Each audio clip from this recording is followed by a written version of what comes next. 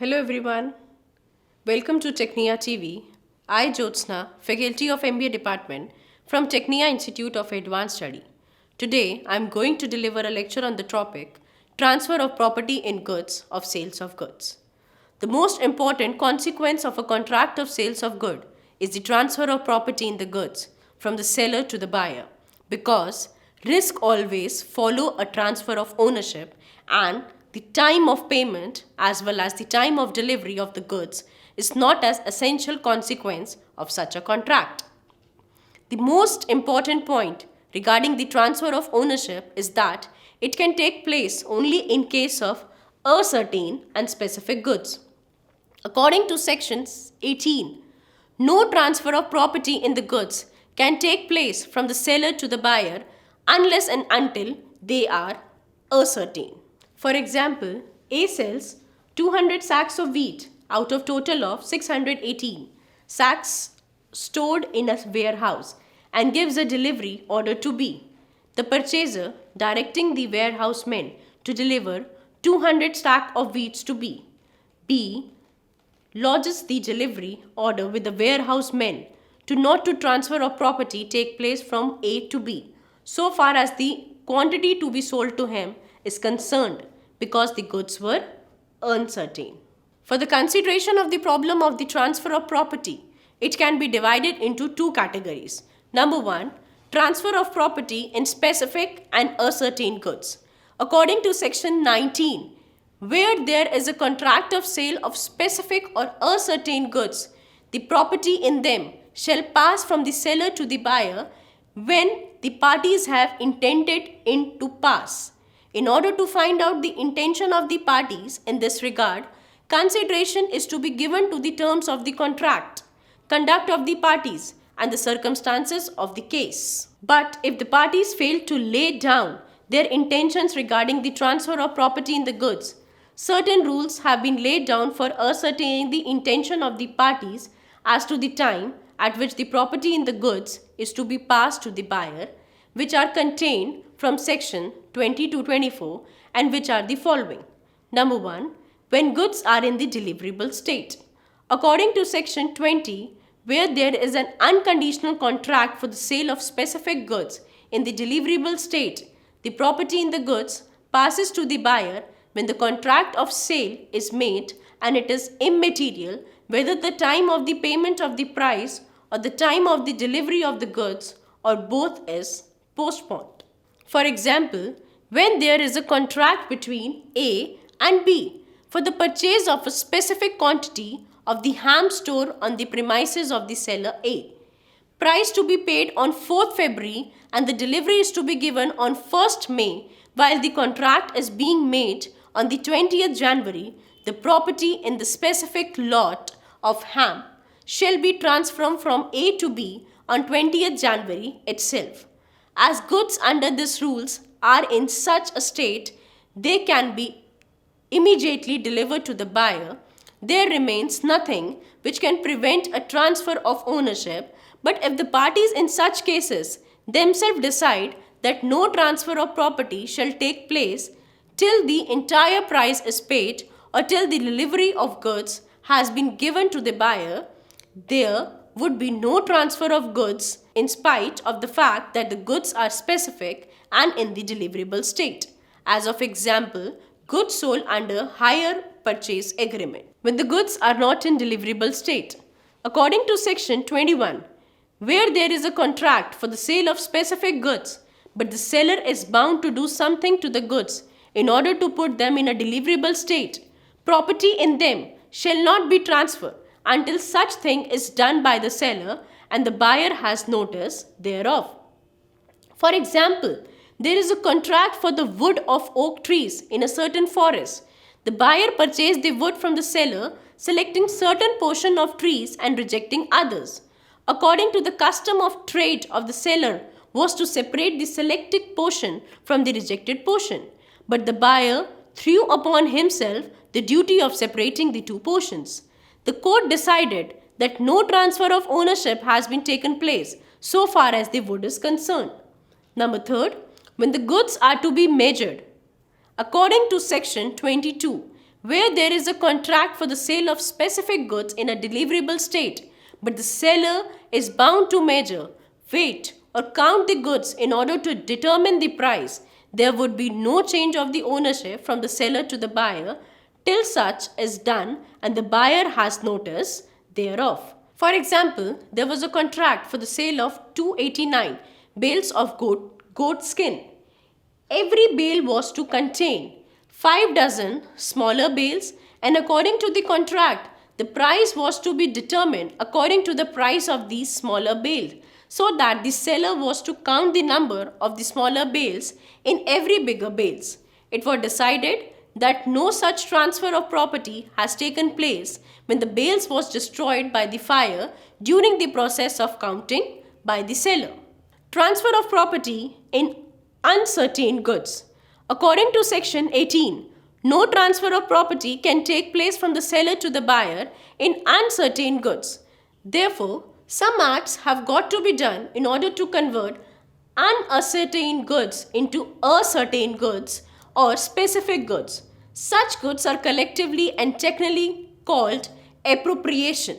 According to section 23, when there is a contract for the sale of unascertain or future goods by description and goods of the description as well as in deliverable states are unconditionally appropriated to the contract, either by the seller with the consent of the buyer or by the buyer with the consent of the seller, the property in the goods shall be transferred from the seller to the buyer as soon as such appropriation is made.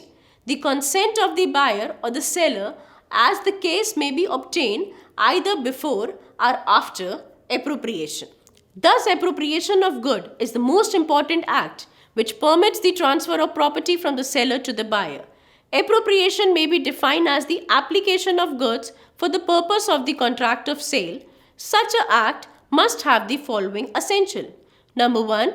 Goods which are appropriated must be of the same description under which they are sold. For example, where an order was placed for tea sets, jars, and glasses made of china clay, and where the seller while supplying the goods also placed some other things in the parcel, and it was held that there was no appropriation because the goods did not exactly answer the description given in the contract. Number 2.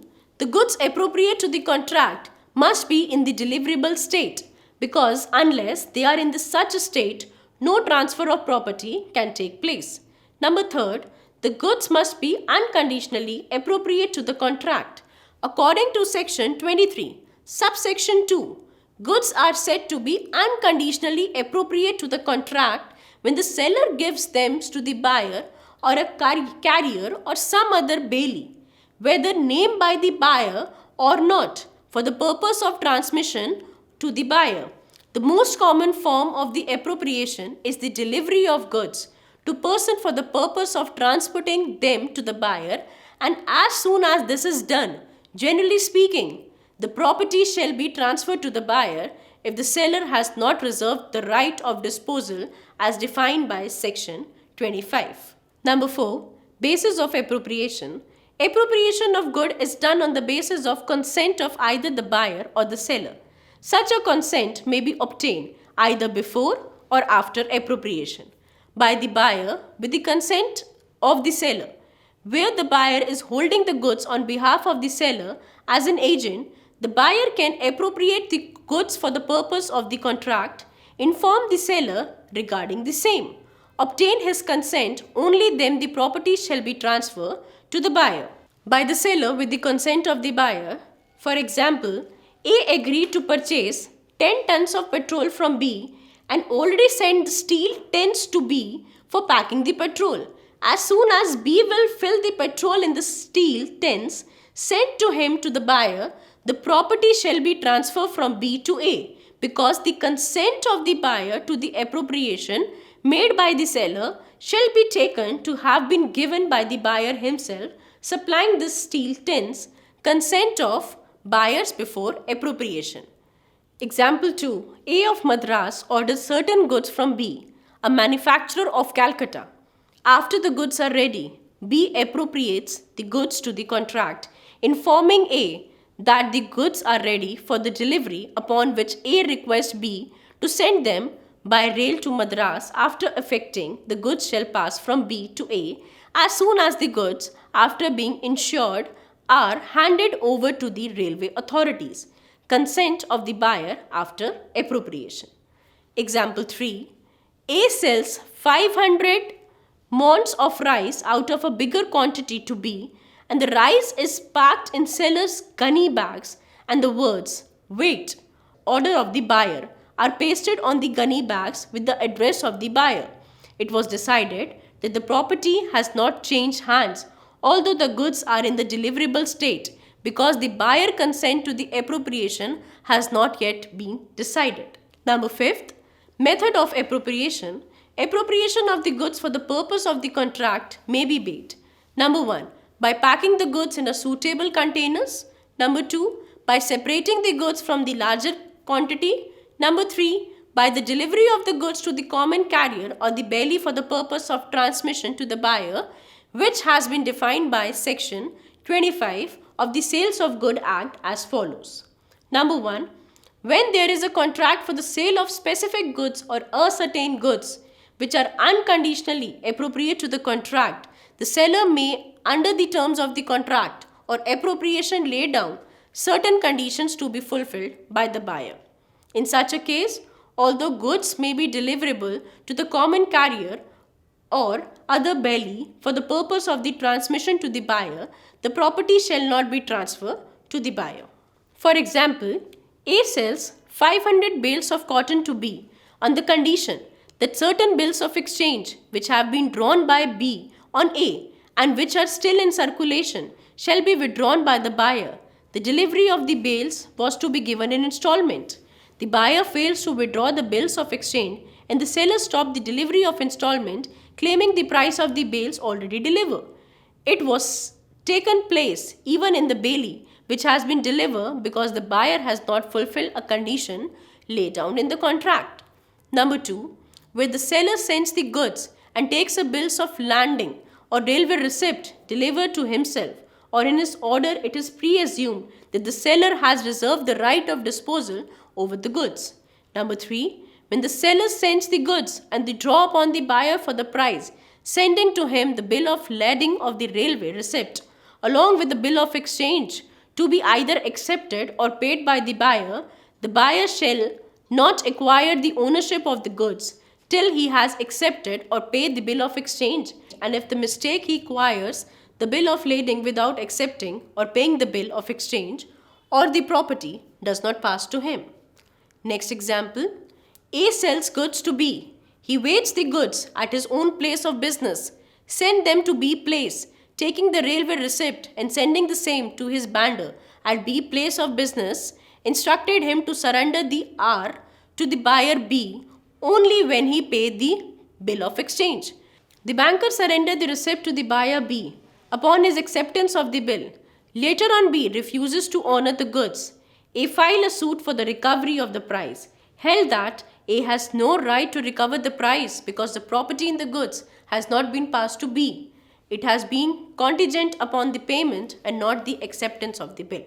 So I hope you understand this lecture. If you like this lecture, please like and subscribe Technia TV. Thank you.